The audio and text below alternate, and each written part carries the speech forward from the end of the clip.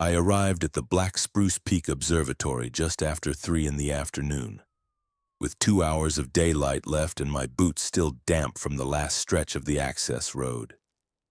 The truck I'd borrowed from my cousin's friend, a rusted Ford Ranger that smelled faintly of antifreeze and wet dog, coughed once and died as I pulled into the gravel lot. No one came out to greet me. I didn't expect anyone to. The job listing had been sparse. Night watchman, Mountain Observatory, $800 a week, 1-year contract, no questions asked. I needed the money. More than that, I needed the distance. My last failure, this one involving a business license revoked before I'd even opened the door, had left me with court fees, a drained bank account, and a quiet kind of shame that followed me into every interview. This job required no interview, just a name, a social security number, and a willingness to show up. A manila envelope taped to the driver's side window of the locked gatehouse held my instructions. My name, Jack Miller, was printed in block letters on the front. Inside were a key ring with 12 keys, each labeled in neat silver marker, main door, supply closet, generator hatch, etc. A laminated map of the facility, a single sheet titled Core Procedures, and a small notepad with 3 pages already filled in the same precise hand. The final item was a handheld radio, channel 6 preset, battery at 100%. I walked the quarter-mile up the service path to the main building, my duffel bag slung over one shoulder. The observatory was a low concrete structure with a single domed roof, half swallowed by spruce and granite. Wind whistled through the trees in steady pulses, and the air carried the sharp scent of pine resin and cold stone. At the entrance, I used the key marked Main Door, turned it twice to the right, and stepped inside. The interior was warmer than I expected, dry and still. Fluorescent lights flickered on with a hum as I passed the motion sensor in the vestibule. A desk sat just inside, covered in logbooks, spare batteries, and a large analog wall clock. The time read 3:48 p.m. Beside it was a clipboard with today's date, October 7th. Beneath the date, someone had written in red ink, "First night. Read all rules before shift begins. Do not skip." I sat down and opened the laminated sheet. Core Procedures. 1. You begin your shift at 9 p.m. and end at 5 a.m. During those hours, you are not to leave the main building unless specifically instructed by radio from dispatcher. If dispatcher calls you outside, confirm their identity using the daily code phrase. If they do not respond correctly, do not open any exterior door. 2. All exterior doors must be sealed with 2 full rotations of silver duct tape at 8:55 p.m. Remove the tape at 5 a.m. Do not reuse tape. Dispose of used tape in the red metal bin outside the supply closet. 3. The Yale, south-facing observation window must remain uncovered between sunset and 8:50 p.m. From 8:50 p.m. to 2:10 a.m., it must be covered with the blackout curtain. From 2:10 a.m. to 2:20 a.m., uncover it completely. From 2:20 a.m. until sunrise, leave it covered again. Do not look through the window during the 2:10-2:20 window, even if you hear tapping. 4. Do not respond to knocks on any door after 9 p.m. If you hear 3 knocks followed by a pause and then 2 more, go to the supply closet, count to 60, and return to your station. Do not peek through peepholes. 5. The basement stairwell is off limits at all times. The door is locked, but if you find it open, close it immediately. Apply 1 rotation of tape and radio dispatcher. Do not descend. 6. Between midnight and 3 a.m., all interior lights must be kept at minimum brightness. Use only the desk lamp with the amber bulb. Do not turn on overheads. 7. At the top of every hour from 9 p.m. to 4 a.m., perform a full inventory of the following. Radio battery level duct tape rolls, must be at least 3 full rolls at all times. Salt, white granular stored in metal canister, minimum 2 pounds. Water jugs, 3 5-gallon jugs, all sealed, and flare count, minimum 6 road flares in locked case. 8. If you see a deer within 50 yards of the building between 9 p.m. and 5 a.m., do not approach it. Do not make eye contact. Retreat to the center of the main room and remain still for 10 minutes. Deer that walk backward or pause too long facing the building are not deer. 9. If a voice calls your name from outside, do not answer. If it calls your name twice, put on your headphones and play the white noise track labeled Tuning Fork until the voice stops. The track is 47 minutes long. Do not skip ahead. 10. If you see another employee, especially someone you recognize from prior shifts, after 9 p.m., ask them for the daily code phrase. If they hesitate, give the wrong phrase or do not respond. Escort them to the east corridor and close the door behind them. Do not follow them inside. Wait 20 minutes, then check the corridor. It will be empty. 11. The radio must remain on channel 6 at all times during your shift. Do not adjust volume below 3 notches. Dispatcher will check in at 10 p.m., 12 a.m., 2 a.m., and 4 a.m. If you miss a check-in, you must initiate protocol echo within 5 minutes. 12. If the power fails, activate the backup generator using the red lever in the utility alcove. Do not leave the main room to do so. Use the remote trigger on your key ring. Wait 3 minutes for systems to reboot before resuming duties. 13. Do not write in any logbook unless it is to record a rule breach or confirmed anomaly.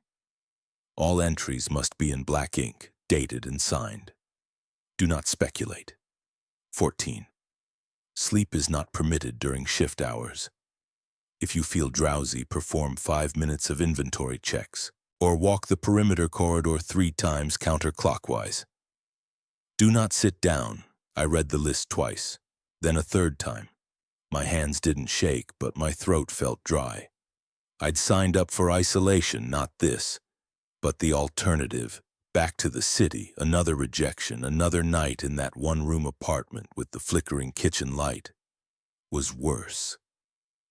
I checked my watch. 4:03 p.m. Plenty of time to settle in. The main room was sparse. A metal desk, 2 chairs, a small kitchenette with a sink and microwave, and a bank of monitors showing static or black screens. The observation dome loomed above, sealed tight.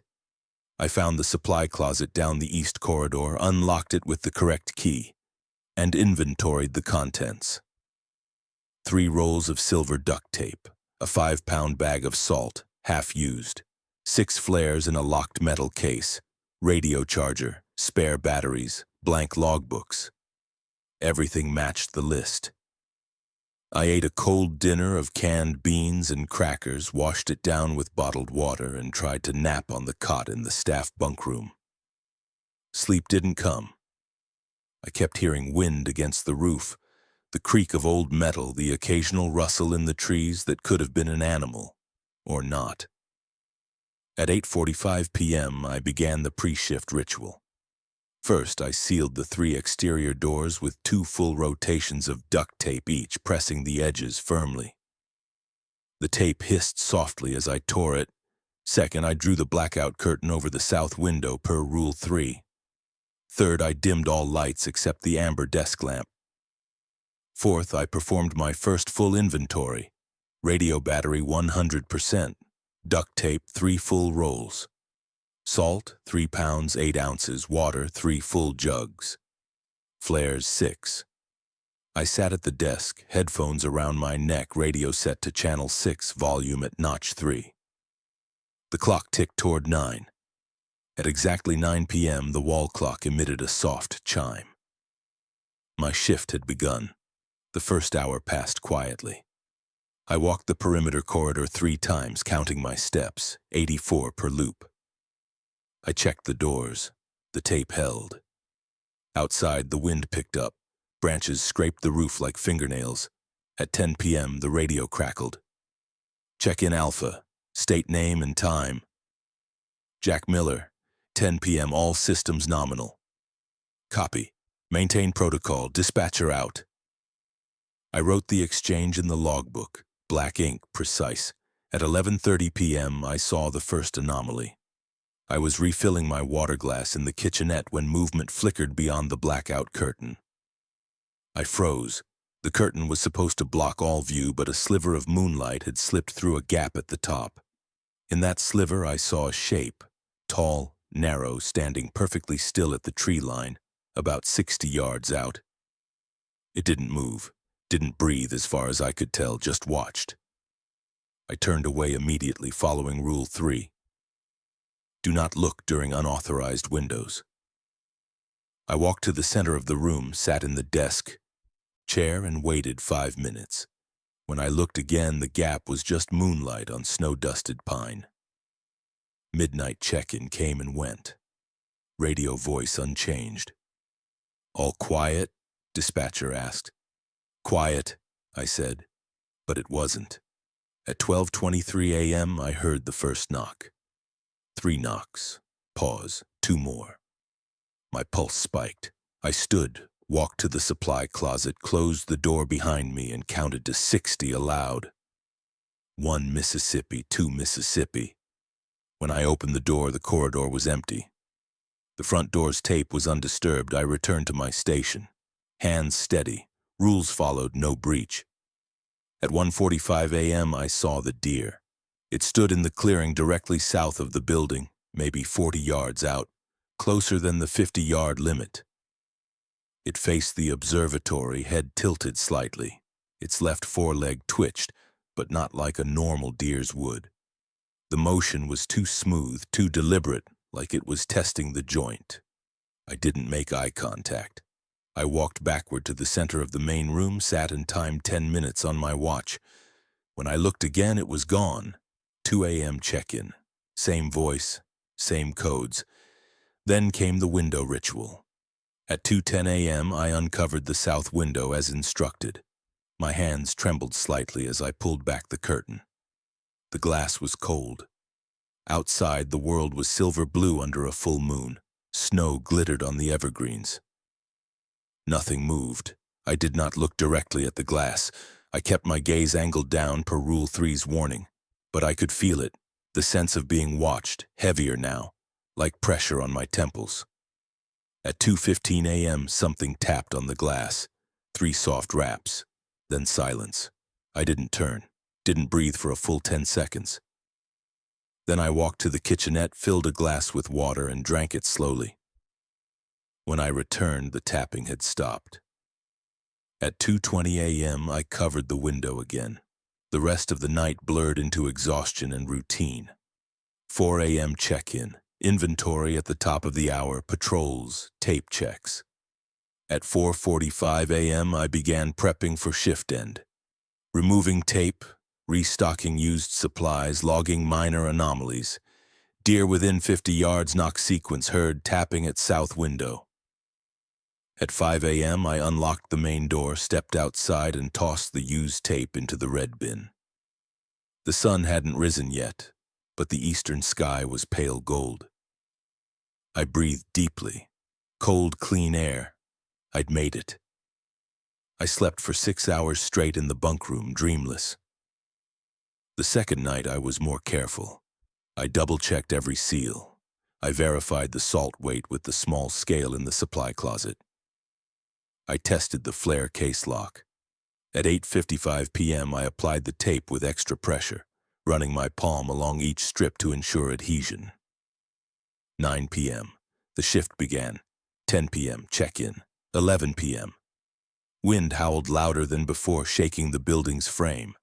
Snow began to fall, dry, fine, powder that hissed against the windows. 11:22 p.m. I heard the knock sequence again. 3 knocks, pause, 2 knocks. Same as before. I went to the supply closet, counted to 60, returned. Nothing. But this time, when I passed the front door on my way back, I noticed something. The bottom edge of the duct tape had lifted just a hair on the right side. Not torn, not peeled. Lifted, as if something had breathed against it from the other side. I stared at it for a full minute, Then I reapplied pressure, smoothing it down. I didn't log it, not yet, not unless it happened again. At 12:30 a.m., the radio hissed between check-ins. Static. Then a voice, faint, distorted, but unmistakable. "Jack, let me in. It's cold out here." My mother's voice. I hadn't heard her voice in 7 years. She'd passed when I was 23 during my second failed venture, a food truck that never left the parking lot. I'd been too broke to fly home for the funeral. The voice came again, clearer now. "Jack, sweetie, I just want to see you. Open the door." My hands clenched. I reached for the headphones, fumbled with the tuning fork track, pressed play. The white noise filled my ears, steady, high-frequency hum. The voice didn't stop immediately. It called twice more, then faded into static. 47 minutes later, the track ended. Silence outside. No more voice. I logged it. Voice mimicry maternal, tuning fork deployed, effective. At 2 a.m., dispatcher checked in. "Anything unusual?" they asked. "No," I said. I didn't mention the voice, not yet. The window ritual went smoothly. 2:10 a.m. Uncover. 2:15 a.m. 3 taps, softer this time. 2:20 a.m. Cover again. But at 3 a.m., the lights flickered. Not just dimmed, flickered rapidly like a strobe for exactly 7 seconds. Then returned to amber. I checked the generator status on the wall panel. Green light, power stable. Rule 6 said minimum brightness between midnight and 3 a.m. It didn't cover flickering. I logged it anyway. At 4 a.m., dispatcher's voice sounded different. Slightly slower, slightly lower. "Jack Miller," they said. "Confirm daily code phrase." I hesitated. The code phrase changed every day. This morning's had been black spruce watches. But I hadn't received tonight's update. No envelope, no note. "Black spruce watches," I said carefully. Silence for 3 seconds, then, "Incorrect. Try again." Ice filled my stomach. Rule 1.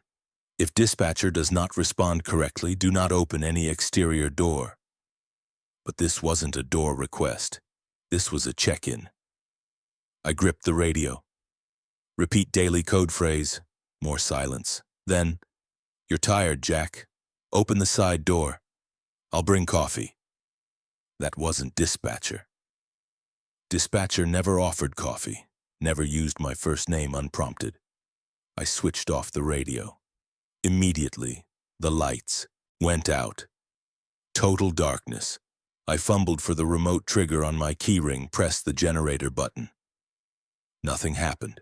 Pressed again. Still nothing. Rule 12.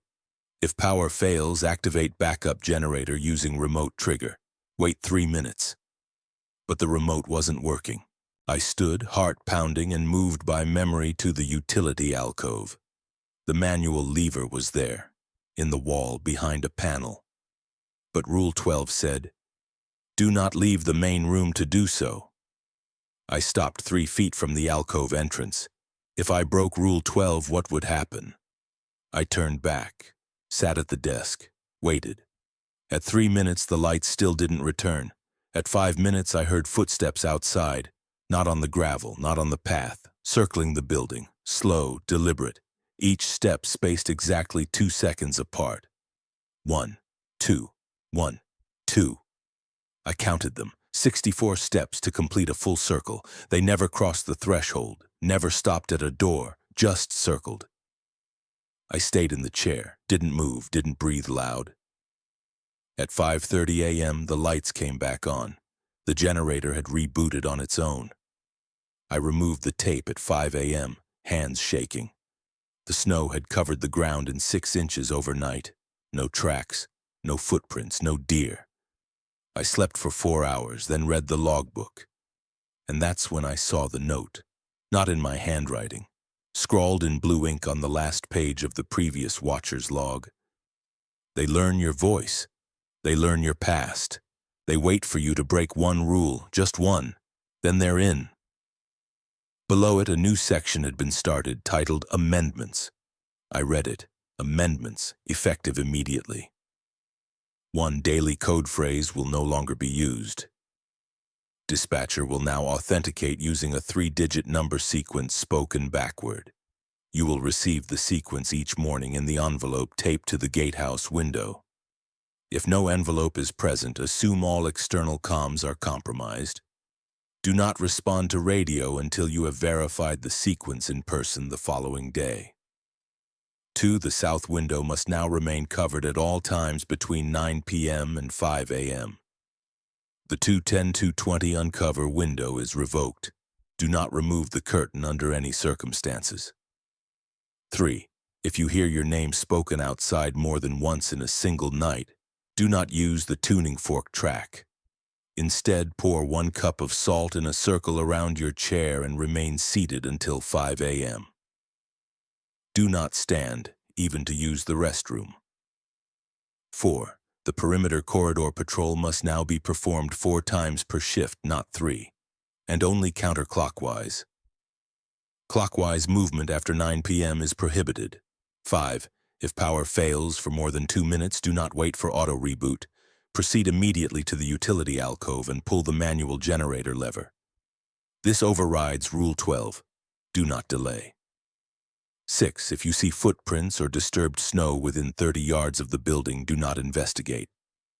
Seal all doors with an extra rotation of tape and perform a full inventory every 15 minutes until sunrise.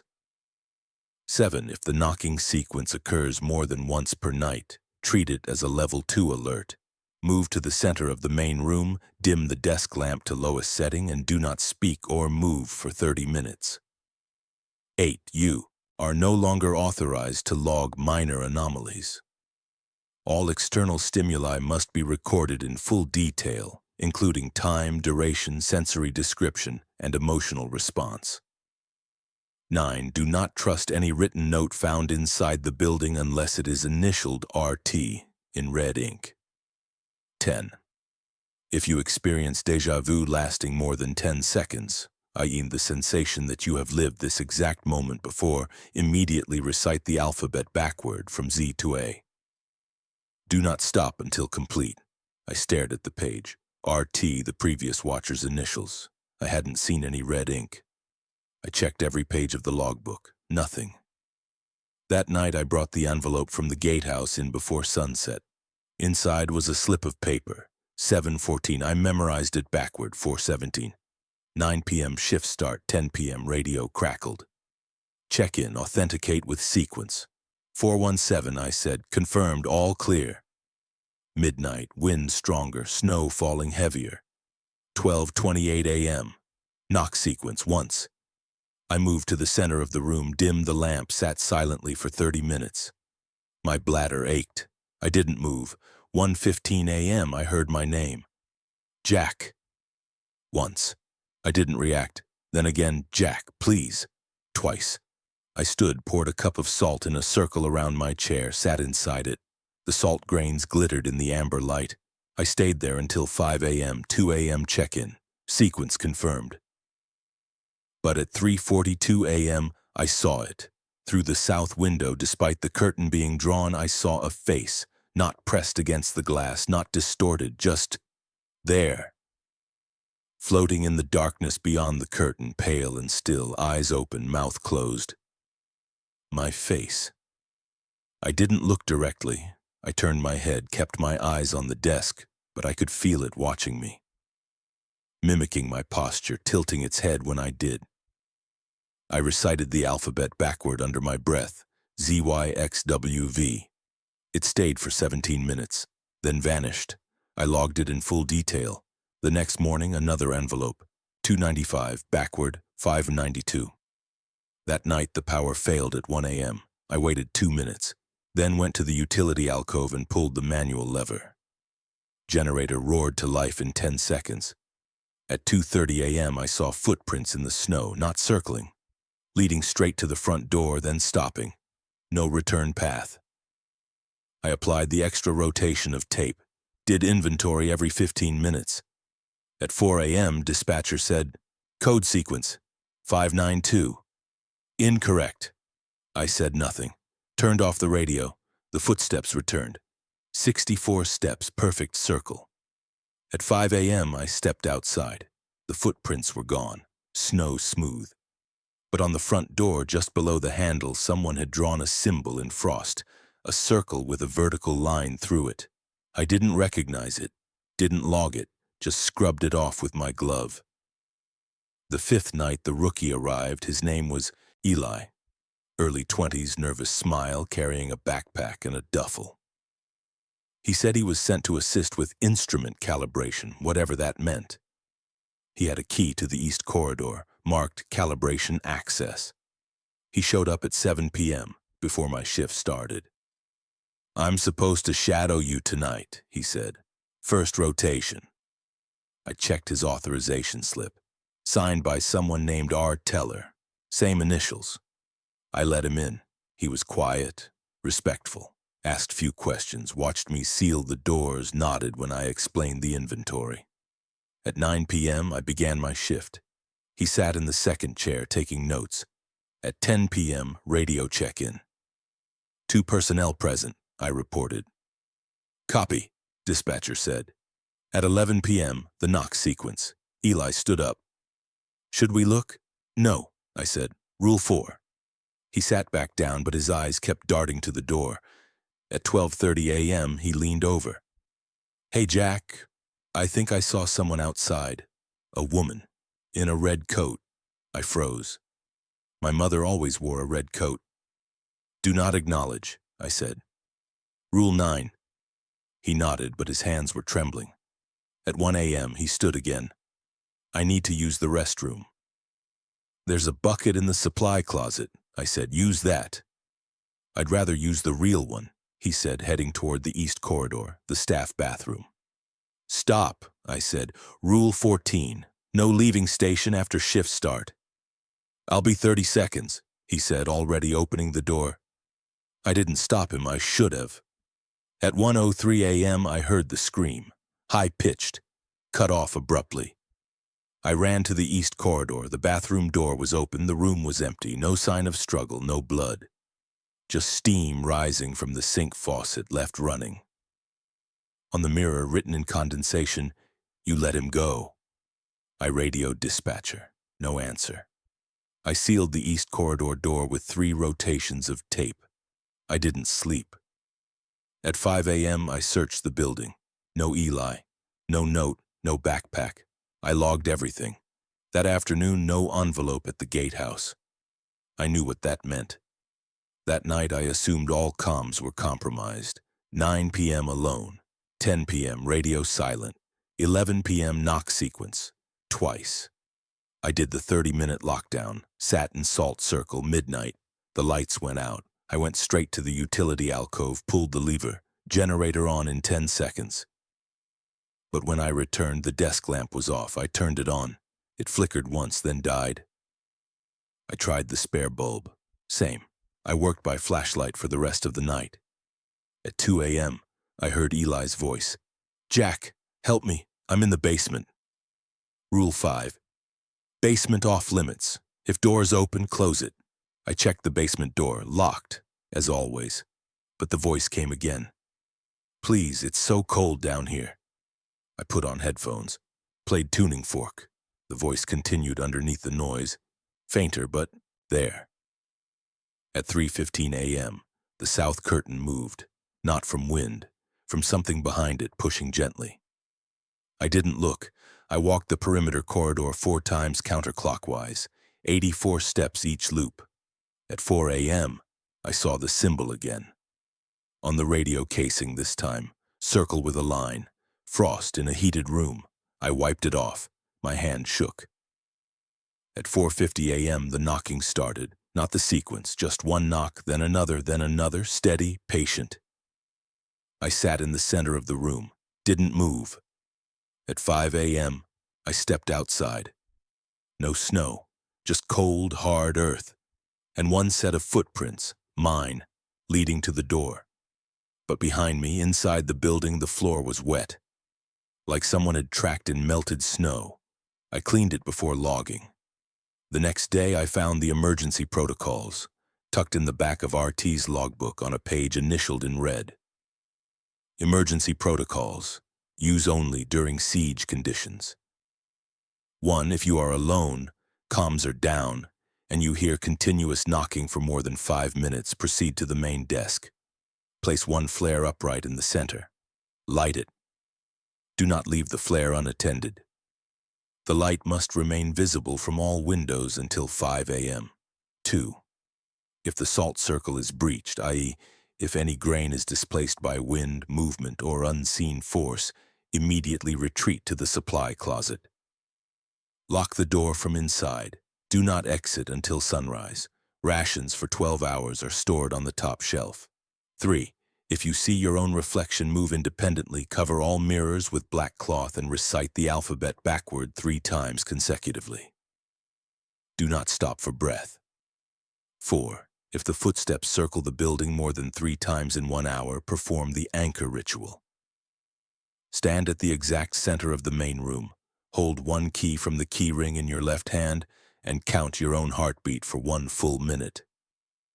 If your pulse exceeds 100 beats, lie down and do not rise until 5 a.m. 5.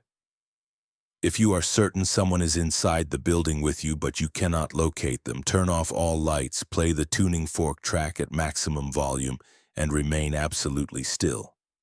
They cannot mimic silence. That night the siege began. 7 p.m. sky turned black early, storm rolling in. 8 p.m. Wind screamed like a living thing. 8:30 p.m.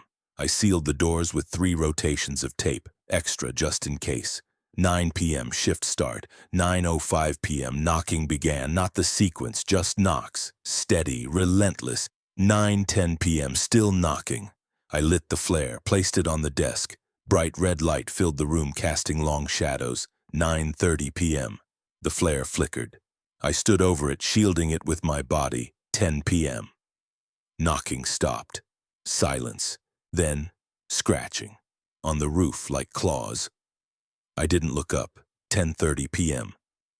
The radio turned on by itself, static. Then, Jack, let me in. I have your business plan. My third failure. The one with the investors.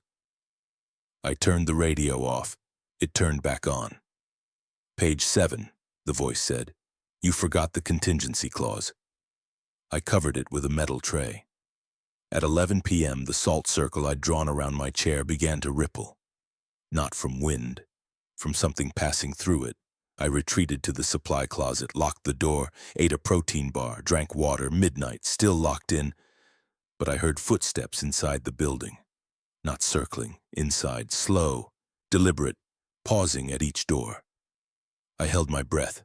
1 a.m. Silence. I cracked the door. Empty corridor, but the flare was out. I relit it with trembling hands. 2 a.m. The south curtain bulged inward, like something was leaning against it. I performed the anchor ritual. Pulse 92 under 100. I stayed standing.